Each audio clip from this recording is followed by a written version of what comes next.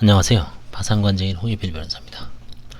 오늘은 개인 파산 면책 절차 향후 과제, 원래는 이제 통합도산법 시행 10년의 성과와 개인 파산 면책 절차 향후 과제라고 해서 2016년 6월 18일 대법원 도산법 통합도산법 10주년 기념 행사에서 제가 발표한 자료입니다. 이 당시에 이제 아마 통합도산법 10년을 맞이해서 각 분야별로 개인 파산, 개인회생, 법인 파산, 법인회생, 그 다음에 뭐 일반적인 거 해서 각 부문별로 발표를 하고 토론을 하는 그런 행사를 한번 가졌습니다.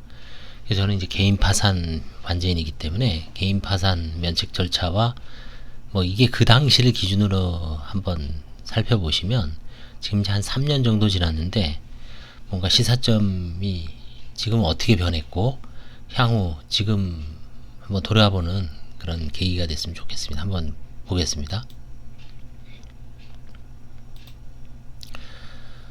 일단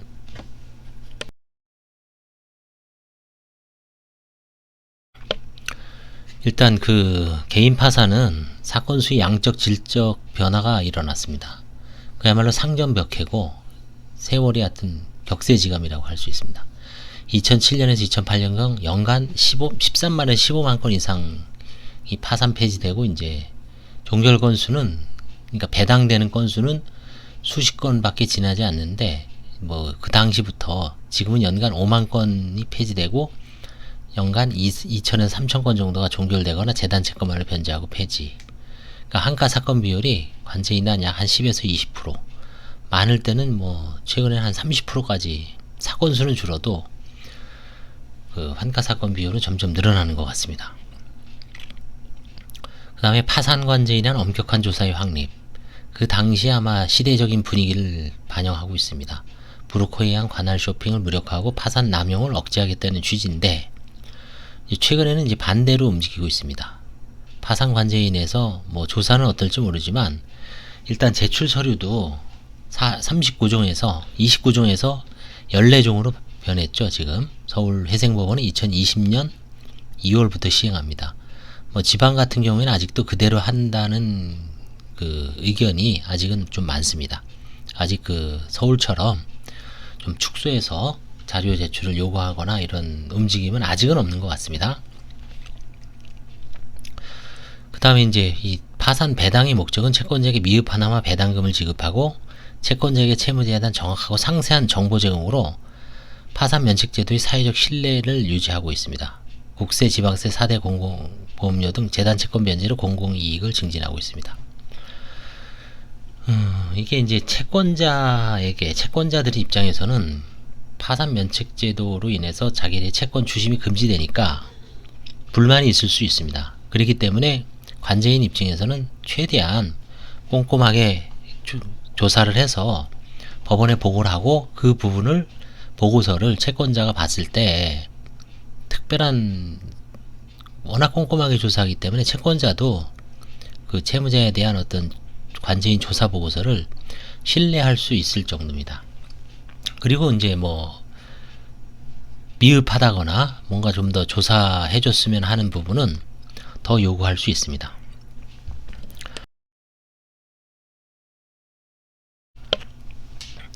그 다음에 이제 관제인 선임과 조사 절차가 방식이 전국적으로 통일되어 있죠. 서울에서 29개가 출발을 해서 전국적으로 아주 균일화되어 있고 제주도에서도 도입됐습니다. 이게 지금은 전국적으로 도입되고 반대로 지금은 이제 서울 같은 경우는 좀 완화하는 분위기인데 이게 과연 전국적으로 확산돼서 퍼져나갈지는 좀 더 지켜봐야 될 것 같습니다. 그 다음에 채무자 부담은 경감되고 있습니다. 관제인 선임 비용이 인하가 되어 있죠. 예전에는 200, 300, 500 미만에서 한 2, 300 정도가 초창기 2007년, 8년도에 그 다음에 이제 점점 2010년도에는 100만원으로 하되 선임 건수를 늘리고 그 다음에 이제 새로운 제도 하에서는 30만원으로 일단 원칙적으로 하고 예외적으로 이제 조금 더 플러스 알파를 하고 그 다음에 이제 기초생활수급자라든가 저소득층 같은 경우는 오히려 15만원, 10만원으로 감해주는 제도가 이제 확립이 되어 있습니다. 신속한 갱생 토대를 마련하죠. 대부분 6개월 내에 면책이 됩니다. 다만 환가 사건이나 채권자 송달 지연 사건은 올해 한 1년 이상 걸리는 경우도 있습니다. 그 다음에 이제 우리나라 개인 파산의 특징이 개인 파산 사건과 개인 신청 사건이 역전입니다. 2006년도에는 개인 파산이 예를 들어서 10만 건이면 개인 회생은 5만 건이었습니다. 근데 9년 지나는 거의 10년 지나는 2015년에는 반대로 개인 파산 사건이 5만 건이고 개인 회생 사건은 10만 건입니다. 이것은 지금도 비슷합니다. 개인 도산 사건은 연간 약간의 차이는 있지만 전국적으로 한 15만 건 정도 들어온다고 보시면 됩니다. 그 중에 개인 파산이 한 4만에서 5만 건, 개인 회생이 9만에서 한 10만 건 정도입니다. 그래서 이제 이게 이제 선진국 같은 경우는 개인 파산이 개인 회생보다 한 3배 정도, 최소한 2배, 3배 정도는 많아야 되는데 우리나라는 그 반대가 되는 바람에 이거를 지금 학자분들이나 실무 법원에서 좀 개인 파산 쪽으로 좀 유도를 해야 된다는 입장에서는 좀 걱정을 하고 있습니다.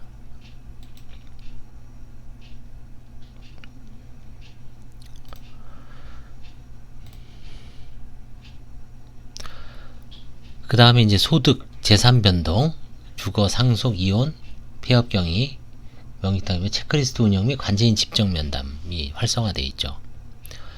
관제인도 조사 미진 시 선관 주의무 위반으로 채권자, 법원, 항고심에 의한 탄핵 가능성이 존재합니다.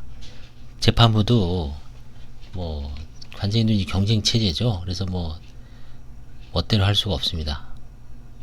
그래서 이제 파산 관제에 대한 채무자의 자료 제출, 이게 이제 그 당시에 확립된 29가지죠. 근데 이것도 어떻습니까? 지금 많다고 여기서 14개를 추려서 이제 14종으로 채무자 위주로 하고 이제 좀 많이 줄였습니다. 이게 이제 앞으로 어떤 선거가 일어날지는 좀 더 지켜봐야 될 것 같습니다.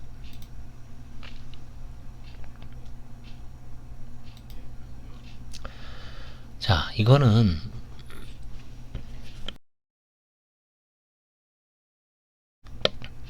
제가 이제 그 당시 발표문에 대략적인 그 기수별로 이제 2015년 4월부터 2016년 5월까지 1년간 조사한 사건을 이제 분석을 해왔습니다. 여기 이제 최종 결론입니다. 전체적으로 1년간 387건을 이제 제가 배당을 받아서 그 중에 69건이 환가가 됐습니다. 그럼 어떻습니까? 지금 약 17.8%, 한 20% 정도 되죠. 15에서 20% 정도. 자, 그럼 그 이후에 2017년, 18년, 19년, 20년은 어떤가? 점점 늘어나고 있습니다. 그건 제가 아마 다른 유튜브에서도 한번 보여드린 적이 있는데 점점 증가하고 있습니다. 이건 49기고요. 하여튼 이런 식으로 해서 쭉 이제 1년치 한번 통계를 내봤습니다.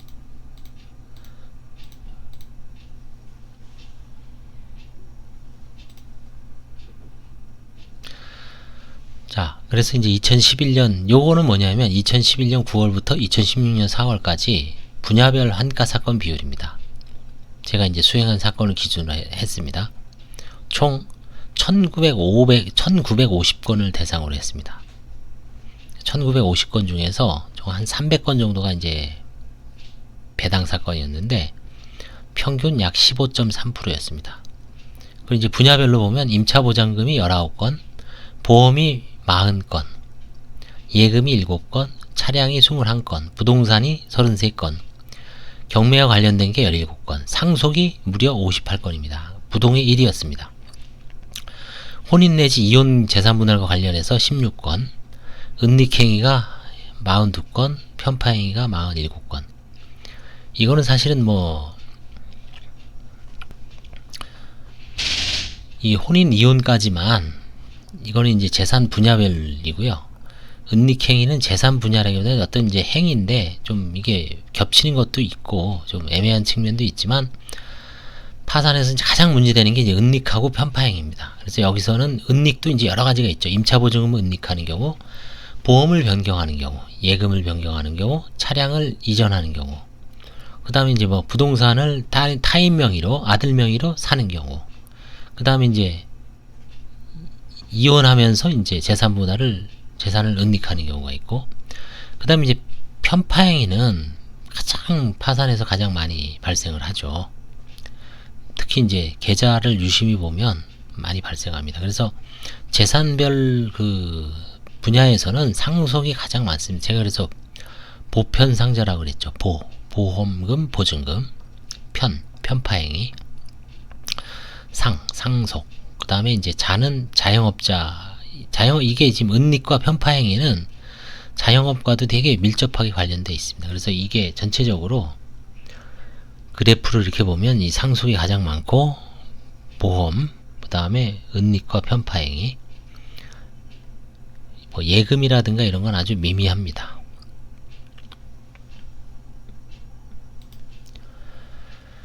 그래서 이게 이제 그 당시의 향후과제였습니다. 2016년 6월 달에. 벌써 한 3년 6개월 지났죠. 그럼 지금의 어떤 향후과제하고 한번 생각을 한번 해면서 한번 읽어보겠습니다. 그 당시 이제 법원은 이게 되게 절차가 아주 엄격하게 유지될 때입니다. 그 당시 어떤 법원 입장이 파산 절차 체크리스트를 시행했습니다. 중앙법원이 2016년 6월 1일 날 시행됐네요. 먼저 이거는 개인회생 분야에서 이제 성과가 있다라고 해서 전국적 확대 시행을 하고, 그럼 개인 파산에도 한번 시행을 해봐라. 그래서 이제 그 당시 이제 혼탁한 파산 신청이 정화가 좀 목적이었습니다. 그래서 검찰도 고발하고 변호사회 및 법조윤리협의회에 통보했고, 그래서 그 당시를 기준으로 수원, 안산, 인천, 서울 등 수도권에서 아주 경쟁적으로 특수부에서 이 파산 사무장이라든가 변호사들을 많이 단속을 해서, 제 기억으로는 그 이후에 법률신문이나 뭐 일반 구글링 같은 걸 해보시면 변호사만 해드린다 하면 100명 이상 기소가 됐고, 그 다음에 사무장들도 뭐 마찬가지 그 이상의 처벌이 돼서 실제로 이제 퇴출된 그 사무장이나 변호사가 꽤 있습니다. 수도권이 개인도산 사건이 비중이 높으므로 전국적에서 동시다발적으로 실시하고, 법원, 유관기관인 변호사회 내지 법조윤리협의회와 정보 공유를 해서 축적해야 이제 실효성이 있습니다. 그 브로커 체크리스트는.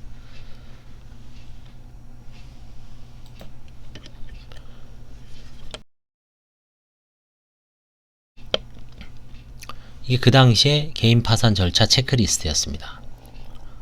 이건 이제 개인회생, 저도 이걸 맡을 때 판사님이 좀 뭐 초안도 잡아보라고 해서 한번 관여를 한 적도 있는데 상당히 까다롭습니다만, 기본적으로 이제 개인회생 절차에서 사용하는 거를 파산과 관련해서 좀 이렇게 손을 본 겁니다.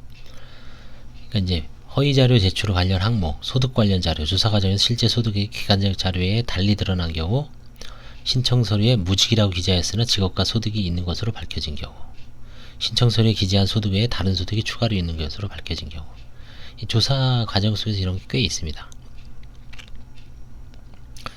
허위 소득 자료를 제출한 것으로 밝혀졌거나 상당한 의심이 있는 경우로서 채무자의 실제 직업과 다른 내용의 사업자 등록증 사본, 재직증명서, 근로계약서, 소득금액 증명서 등을 제출한 경우, 그 다음에 위변조사항이 발견된 경우, 고용주에 대한 확인 결과 고용주가 채무자 또는 신청대리인 측의 부탁에 의해 월 소득이 축소된 소득금액 증명서를 작성해 준 것으로 밝혀진 경우, 회생이나 파산에서는 소득을 줄이는 게 좀 급선무죠.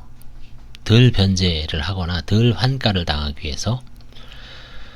그래서 이 소득 자료 관련해서 좀 위변조도 있고 뭔가 좀 불투명한 측면이 있다는, 다는 그러지는 않겠지만 그런 게 이제 있을 수도 있기 때문에 좀 들여다봐라, 이런 측면에서 이제 한번 이런 체크리스트를 만든 걸로 보입니다.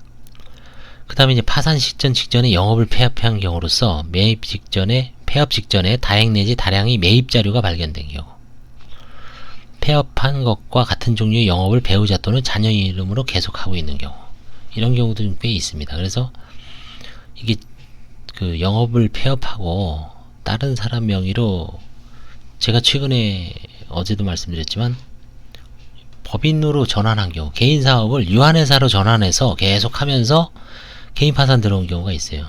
왜 그랬을까? 가만히 생각을 해보면 뭔가 그게 꿀단지입니다.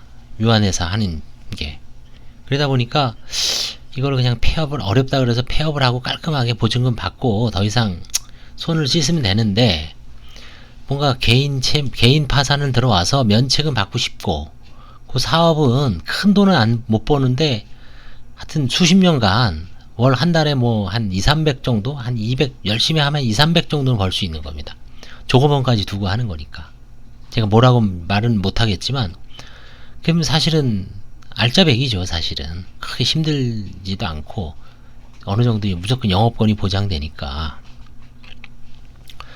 그래서 그런 경우는 제가 좀 납득이 안 돼서 이제 일정 정도 그 재산을 환가하기로 했기 때문에 나중에 아마 또 자세하게 말씀드릴, 이런 다양한 형태가 있습니다. 다른 사람으로 배우자 또는 자녀 이름으로 계속하고 있는 경우, 법인으로 전환해서 하는 경우, 채무자가 이전부터 배우자 또는 자녀 이름으로 사업을 영위하고 있으면서도 이를 채무자의 직업 및 소득으로 신고하지 않은 경우, 이런 경우가 대부분이죠. 사실 자녀 명의로 사업을 하고 있는데 뭐 그거를 채무자의 직업 및 소득으로 신고하는 경우가 있겠습니까?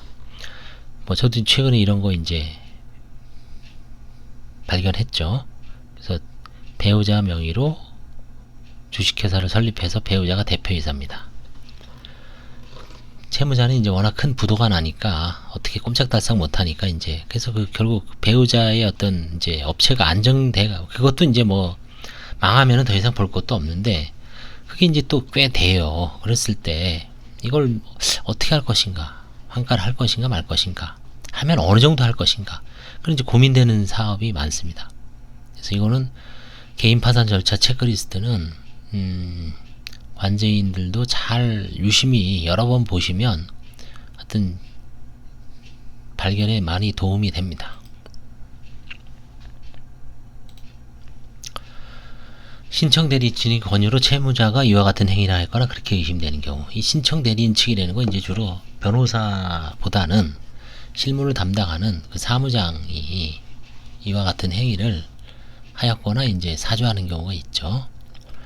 그 다음에 이제 무상거주 관련, 이 거주 관련이 되게 중요합니다. 사실은 사람이라는 게 그 잠자리를 어디서 하느냐가 이제 직업이라든가 소득과도 또 밀접한 관련이 있기 때문에 무상거주라는 것을 잘 보여야 됩니다. 실제로 보증금이라든가 이런 거는 가족들한테 은닉을 해놓고 본인은 빠져나와서 무상으로 거주한다고 하는 경우가 있기 때문에 이런 경우도 이제 잘 봐야 됩니다. 실제 거주사항과 다른 무상거주 확인서가 제출된 경우에서 무상거주 확인서에 나타난 거주지 소유자 내지 점유자가 채무자와 전혀 관계없는 자이거나 신청대리인 측에서 소개해준 사람이 밝혀진 경우, 옛날에 이제 사무장 그 주소로도 많이 했다고 합니다. 채무자의 실거주지를 숨겨 채무자가 보유하고 있는 임대 전세보증을 은닉하기에 무상거주 확인서를 작성한 것을 의심되는 경우, 이런 경우도 이제 많이 발견했습니다. 신청대리인 측의 권유로 채무자가 무상거주 확인서를 작성하였거나 그렇게 의심되는 경우, 그 다음에 이제 부동산 시가 확인서는 뭐 지금은 이제 웬만한 인터넷으로 그 분야별로 아파트면 아파트, 그 다음에 빌라면 빌라, 공동주택, 그 다음에 땅이면 땅, 이게 다 이제 뭐 KB 자료라든가 건설교통부, 국토교통부 이런 시세 자료가 아니면 뭐 국세청 이런 자료가 완벽하게 남아 있기 때문에 이런 거는 이제 시가 확인서 같은 경우는 별로 의미는 없습니다. 다만 아주 좀 특이한 땅이라든지 이런 그 시골 같은 경우에는 좀 의미가 있을 수도 있습니다. 일부.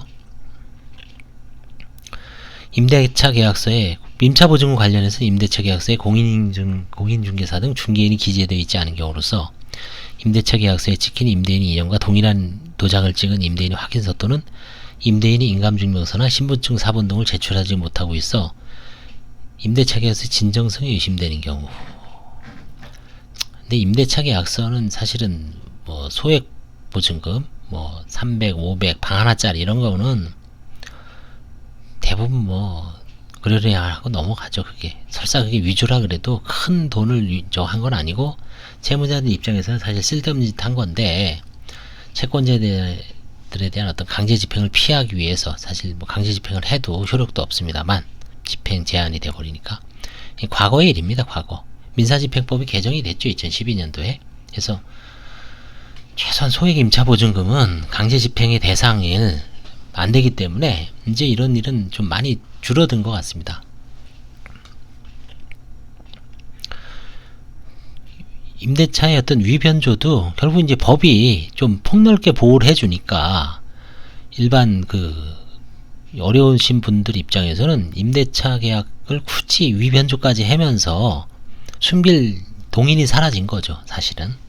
법이 그런 기능이 있죠. 법을 잘 운용을 해야 되는 게, 개정도 좀 맞게 해야 되는 게, 지금 같은 경우는 이제 보험 예약 환급금도 좀 올릴 필요가 있죠. 150인데 좀 올려서 채무자들을 좀 보호할 필요가 있고,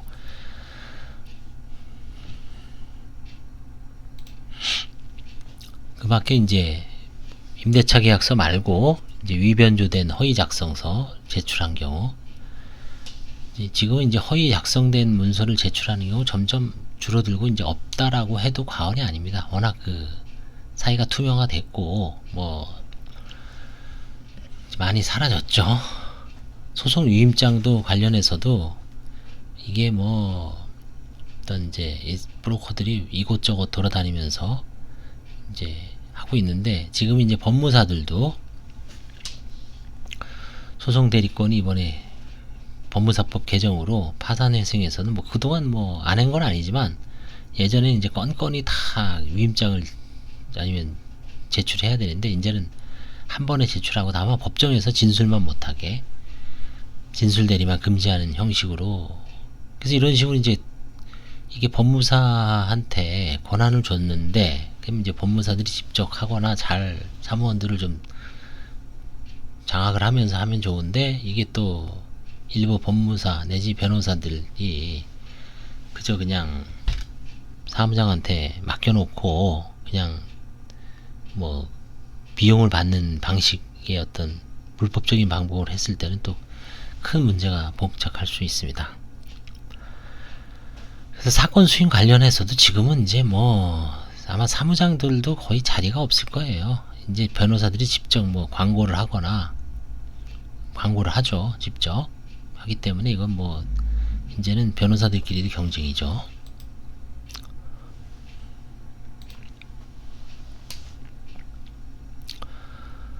옛날에 이제 대부 회사와 관련해서 대출 계약을 많이 알선해 줬는데 지금도 있을 수 있습니다. 이거는 늘, 왜냐면 돈과 관련되기 때문에. 사망, 신청이 남용 또는 사건 진행 협조의 불성실 항목, 강제 집행을 저지할 목적으로 파산 신청을 한 것으로 의심되는 사안으로서 뒤늦게 예납에 응하거나 단순 보정사항을 여러 차례에 걸쳐 미한 경우, 연락이 되지 않은 상태에서 채권자 집행일에 불출석한 경우, 이건 기각당할 수도 있습니다.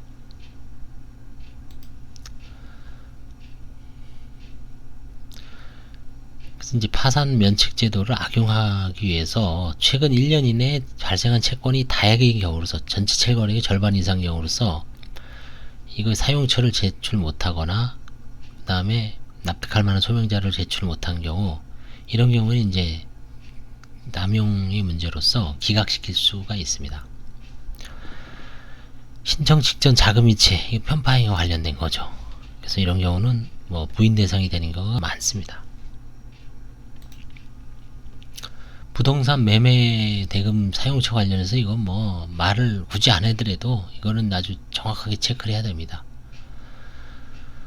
그 다음에 이제 명의신탁 부동산. 명의신탁 부동산을 파산 직전에 명의신탁자에게 반환한 것은 정당한 행위라는 그 판례가 있기 때문에 그냥 함부로 명의신탁이라고 하는 게 아니라 명의신탁의 어떤 여러가지 표지가 있습니다.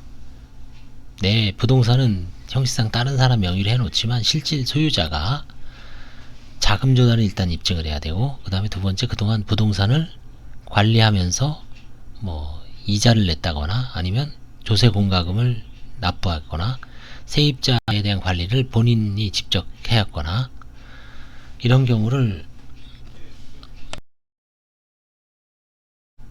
소명을 하면 충분히 명의, 그래 오케이 너 거 같다 반환해도 관제인의 부인권 행사가 제한됩니다. 이런 경우에. 그래서 명의신탁 명의신탁이라고 무조건 주장하는 것보다는 충분히 근거를 갖고 입증을 하는 게 중요합니다. 제가 명의신탁과 사행이라고 해서 유튜브를 한 두세 개 찍었는데요. 그때 이제 그 오빠가 채무자 명의로 이제 지방에 아파트를 사놓은 상태에서 동생은 모르고 있다가 이제 파산을 준비해야 되잖아요. 그러면 이제 오빠한테 원상 회복해놓고 조금 몇 달 지나다가 이제 파산 들어왔어요. 그러니까 채권자들이 이제 난리가 났죠. 막 사행위 소송하고 관제인도 이거 어떻게 된 거냐 했더니 이제 자금이 뭐 막 입증을 하는데, 그래서 이제 소송에서 화해가 됐지만 이제 그런 경우가 이제 많이 있습니다.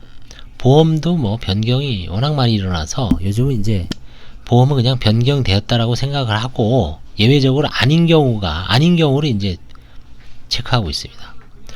채권자 추가 누락 관련, 이것도 이제 의도적으로 파산 선고 뒤늦게 채권자를 이런 경우는 이제 예납금이 상향되는 경우도 많습니다. 그 다음에 채무자를 형사고소나 민사소송 중인 채권자 면책이 예상되는 채권자를 고의로 누락하였다가 나중에 추가하는 경우, 이런 경우가 좀 있을 수가 있죠. 이게 이제 나중에 이렇게 해놓고 나중에 포괄적으로 면책의 효력을 주장하는 경우는 어떻게 해야 될 것인가, 그런 소송도 있을 수가 있습니다. 그래서 이런 식으로 해서 이제 체크리스트를 만들었는데, 이게 이제 지금은 없어졌습니다. 지금은 이제 뭐 많이 정화도 됐고요. 그 다음에 이제 뭐 굳이 이렇게까지 안 해도 파산 면책을 또 유축시키는 효과가 있기 때문에 지금 이제 이런 제도는 과거의 유물입니다. 벌써. 그 다음에 이제 관제인의 현장 방문, 이것도 마찬가지입니다. 이것도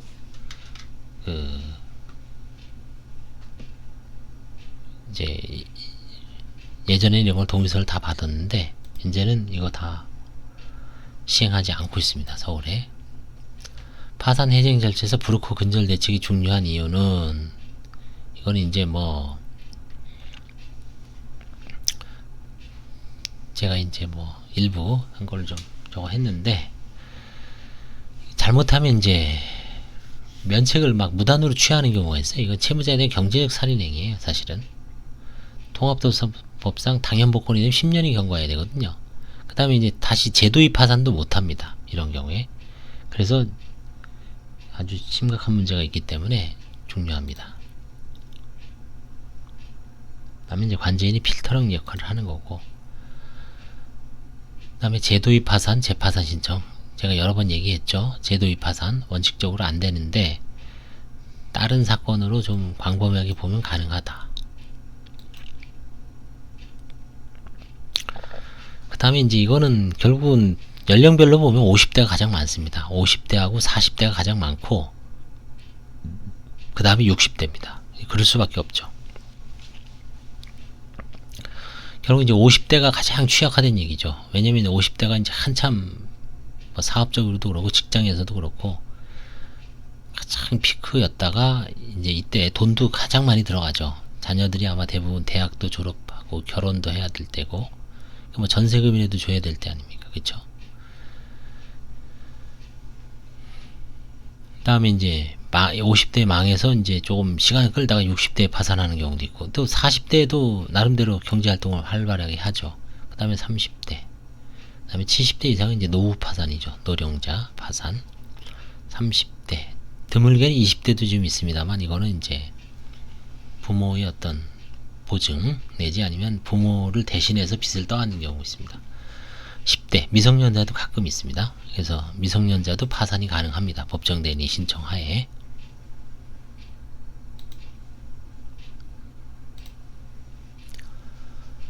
동시폐지 사건의 확대는 신중히 하고 있습니다. 지금 동시폐지는 거의 폐지됐습니다. 사실상 아주 뭐 판사님 권한이니까 잘 모르지만 웬만하면 기초생활수급자도 동시폐지는 안 하고 있습니다. 업무서식이 관이야 셀프 파산 신청 가능의 문제점. 이제 지금 이제 근데 이제 업무 서식을 간이화한다 그래서 파산 면책을 쉽게 되는 건 아닙니다. 왜냐면 이제 실제 파산 면책을 신청을 하다 보면 본인이 스스로 못하는 경우가 워낙 많죠. 뭔가 좀 화도 나고, 그 다음에 마음도 두근거리고, 그 다음에 열도 받고, 그래서 일일이 또 여러 사람이 이제 체크를 해야 되는데, 그래서 결국은 전문가가 도와줘야지 하지, 뭐 그냥 업무 서식 간이화 해놓고 그냥 채무자권 위주로 14개만 제출을 하시오 라고 해서 쉽게 파산이 되는 건 아닙니다. 조사하고 간이하는 건 이제 별개의 문제입니다.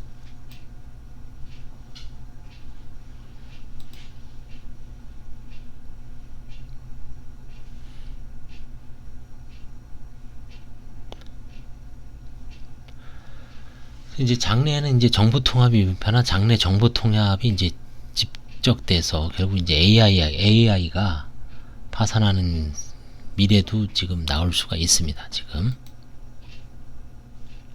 모든 게 다 정보가 통합되어 있죠. 주택임대차 현황, 확정일자 신청서, 정보공개 청구, 상가임대차 현황, 확정일자 신청서 통합되고 있습니다. 상가임대차도 이제 권리금 공시 및 정보 축적 가능성, 국토교통부 전국적 실시 언론 보도. 이 권리금이라는 게 상가의 어떤 권리금이라는 게 되게 늘 분쟁이 있죠. 그래서 끊임없는 말썽이 있기 때문에 이제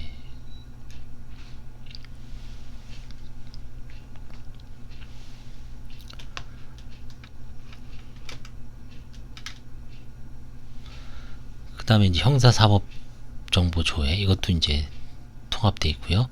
그 다음에 상속인 금융거래 시스템도 금융감독원에 의해서 통합되어 있고요. 그 다음에 은행연합의 신용정보조회, 한국신용정보원. 그 다음에 이제 최근에는 페이인포 정보, 그 계좌 통합 정보 관리 서비스, 그걸로도 다 모든 게 다 한 사람께 나와 있죠.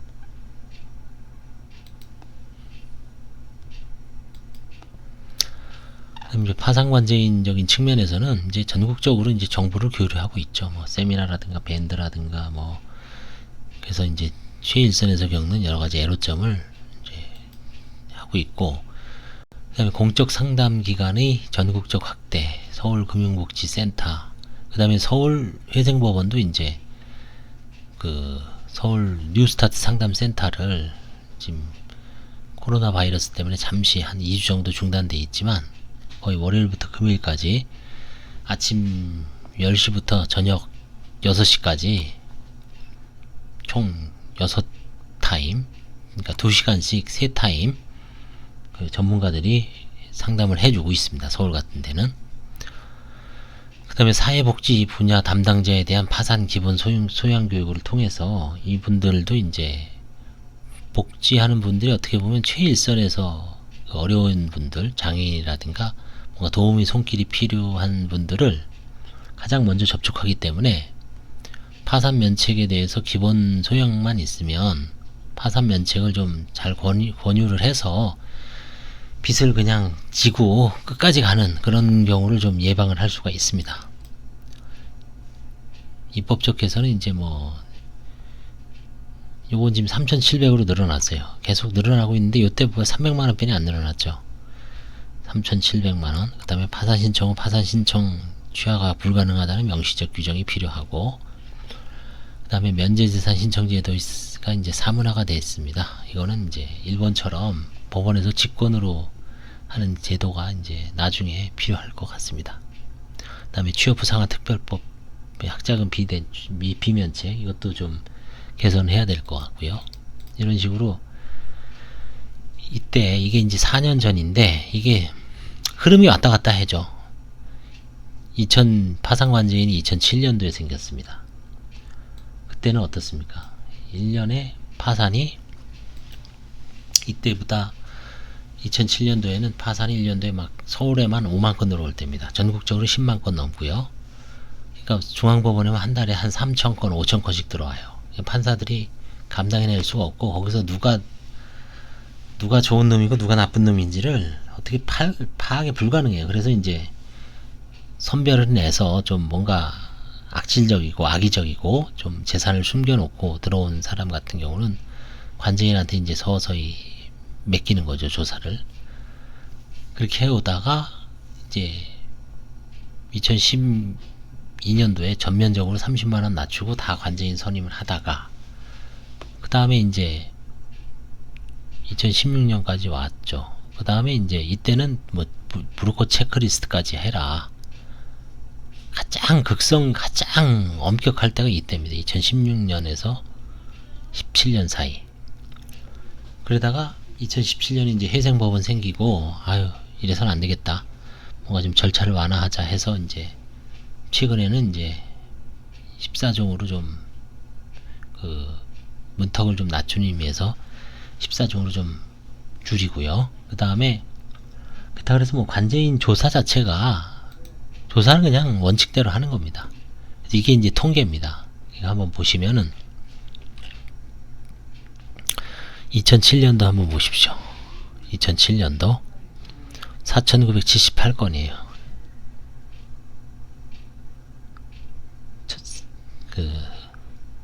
전국적으로 5만 건입니다. 5만 건. 전국 법원은 이건 중앙 법원은 5만 건이고 전국적으로 15만 건. 계속 늘어나요. 계속. 그래서